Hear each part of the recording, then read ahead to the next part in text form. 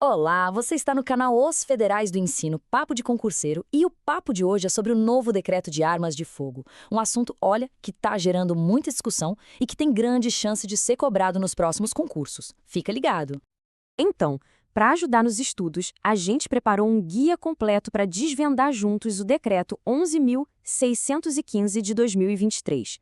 Pensa nisso aqui como um mapa da mina, sabe? Tudo que é preciso saber para dominar o assunto e mandar bem na prova. Vamos lá? A pergunta que não quer calar é, afinal, o que foi que mudou de verdade com esse novo decreto? E mais importante ainda, o que é crucial saber para não cair em nenhuma pegadinha na hora da prova. Relaxa, a gente vai passar por tudo isso ponto a ponto. Olha só o nosso roteiro de hoje. A gente vai começar com os requisitos gerais para aquisição, depois vamos falar da validade e renovação do CRAF. Na sequência, entramos nas regras para os atiradores desportivos, os famosos CACs, incluindo caçadores e colecionadores. E para fechar, as regras para as entidades de tiro, bem direto ao ponto.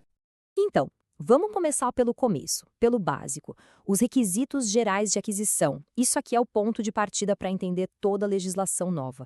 São as regras que valem para qualquer cidadão que queira ter uma arma para a defesa pessoal.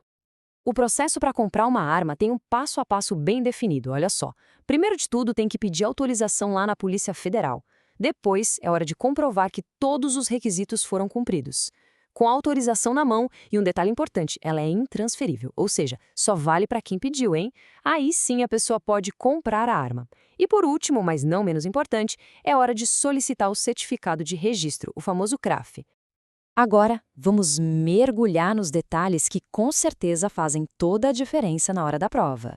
A idade mínima, ok, continua sendo 25 anos. A parte de comprovar a idoneidade, capacidade técnica e psicológica também se mantém.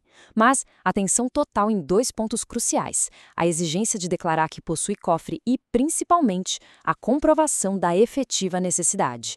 Antes, isso podia ser meio que presumido. Agora não. A pessoa tem que provar com fatos concretos por que ela realmente precisa daquela arma. E o limite? Quantas armas pode ter? Bom, para a defesa pessoal, o cidadão pode ter até 2 armas de uso permitido. E munição? Até 50 munições por arma por ano. Esses números são importantíssimos, viu? Anota aí porque isso é cara a cara de questão de prova. Certo. Então a pessoa conseguiu a autorização, comprou a arma e agora? Acabou? Nada disso. Agora entra uma parte super importante, que é o ciclo de vida do registro CRAF. Ou seja, a gente precisa entender a validade e as regras de renovação do CRAF.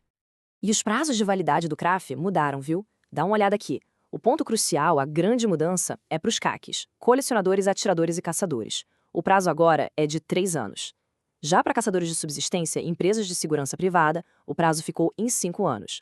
E para quem é integrante da ativa e tem porte funcional, aí o prazo é indeterminado. E aqui, um alerta gigante, daqueles que piscam em neon com a palavra prova. A renovação do CRAF tem que ser iniciada antes da data de expiração.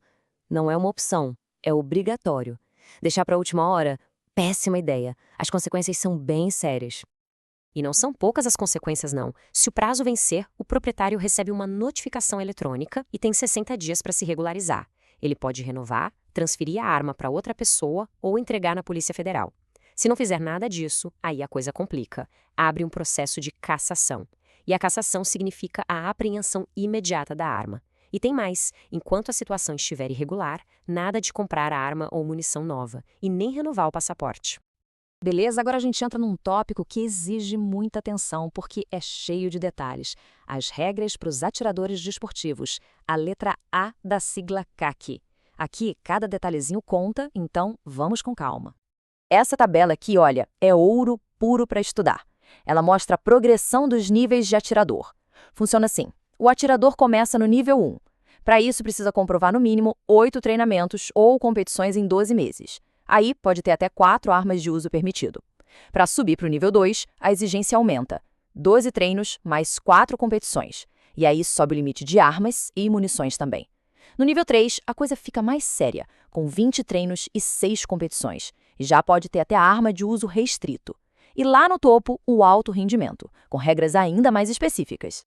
Agora, um ponto que gera uma confusão enorme e que as bancas amam, a diferença entre porte de trânsito e porte de arma. São coisas totalmente diferentes. O porte de trânsito que o Exército concede para o atirador não é um porte de arma para defesa pessoal. Ele só serve para uma coisa: levar a arma do local de guarda até o local de treino ou competição.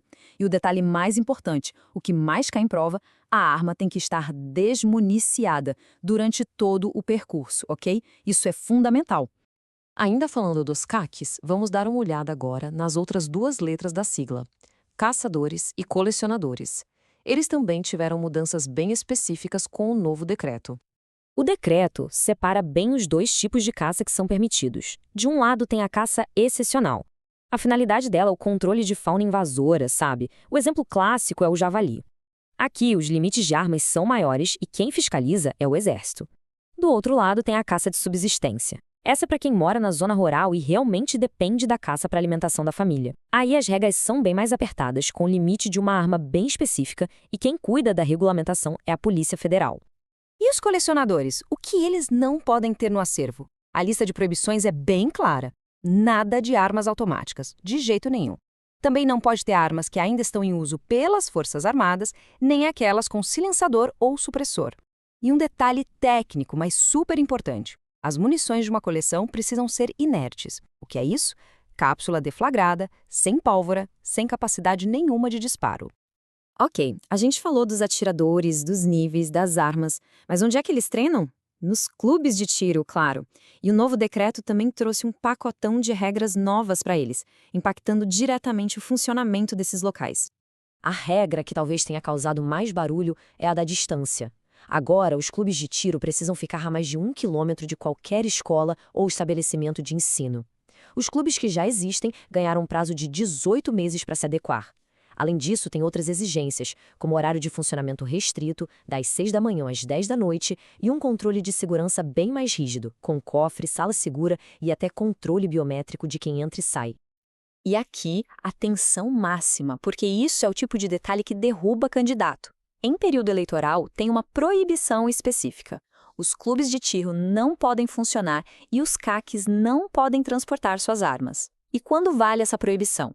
24 horas antes da eleição, durante o dia da eleição e 24 horas depois. É uma janela de tempo bem definida, fiquem ligados nisso. Então, para fechar e fixar o conteúdo, vamos fazer um resumão com os pontos-chave. Anota aí. Idade mínima geral, 25 anos. Validade do CRAF para os CACs caiu para 3 anos. Renovação sempre antes de vencer. Atirador nível 1 pode ter até 4 armas de uso permitido. Porte de trânsito, arma sempre desmuniciada. E a distância dos clubes de tiro para as escolas, no mínimo 1 quilômetro. Gravou? E, para a gente terminar, fica a pergunta. Com tantas regras, tantos detalhes que a gente viu, qual desses pontos você acha que tem mais cara de questão de concurso? Pensa nisso. Porque, no final das contas, é essa atenção aos detalhes que vai fazer a diferença na hora da prova. Federais do Ensino, um papo melhor para um mundo melhor. Produzido por J. Nascimento. Se você gostou deste conteúdo, já sabe, né? Deixe seu like e siga as nossas redes sociais. E para contato, o nosso e-mail é federaisdoenso, tudo junto, @gmail.com.